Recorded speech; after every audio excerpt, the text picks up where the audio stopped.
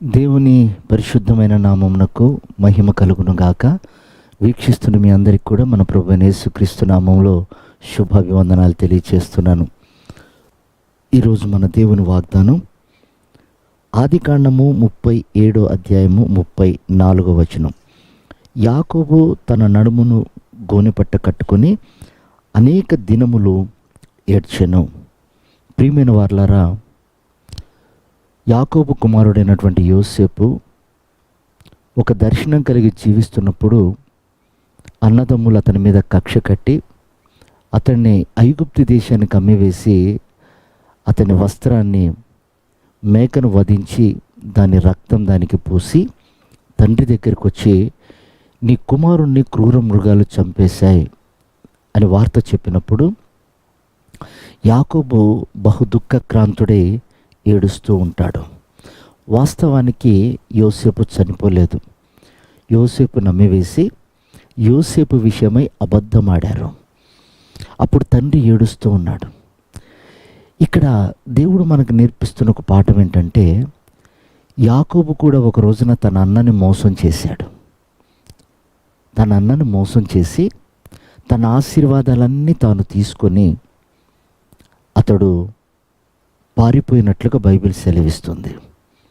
అదే మోసము తన పిల్లలు యాకోబుకు చేశారు.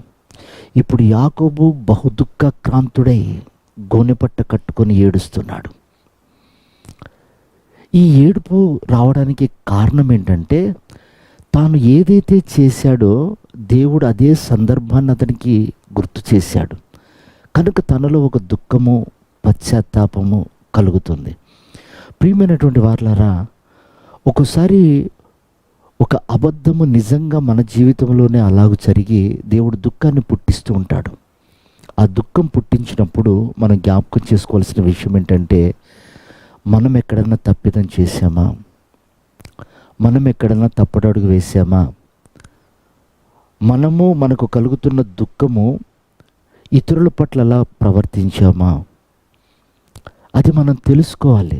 వాస్తవానికి యోసేపు చనిపోలేదు, కానీ గుండెలు పగిలేలా యాకోబు ఏడ్చాడు. కానీ ఒక రోజున యోసేపును కలుసుకున్నాడు. ఇతను పడ్డ దుఃఖం, ఇతను పడ్డ వేదన కంటే అధికంగా అతడు సంతోషించాడు. నేను అంటాను, దేవుడు కొన్నిసార్లు మన జీవితంలో దుఃఖాన్ని అనుమతించినప్పుడు కొన్ని పాఠాలు మనకు నేర్పిస్తుంటాడు. మన ద్వారా ఎవరైనా గాయపరచబడ్డారా? మన ద్వారా ఎవరైనా ఇబ్బందికరమైన జీవితం చేశారా? మన వల్ల ఎవరికైనా హాని కలిగిందా? మనం చేసినటువంటి మోసమే మన జీవితంలో దేవుడు అనుమతిస్తాడు. మనం ఏది విత్తుతామో అదే కోస్తామని బైబిల్ సెలవిస్తుంది.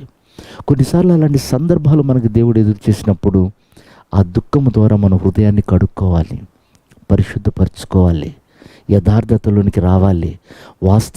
వాస్తవాన్ని తెలుసుకొని మన ద్వారా ఎవరైతే గాయపరచబడ్డారో వారిని మనం క్షమాపణ అడగాలి.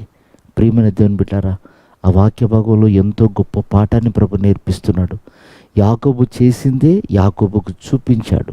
దాని వెనుక ఎంత బాధ ఉంటుందో, దాని వెనుక ఎంత కుమిలిపోతారో అతడు వాస్తవంలోనికి వచ్చాక అతడు ఏడుస్తున్నాడు.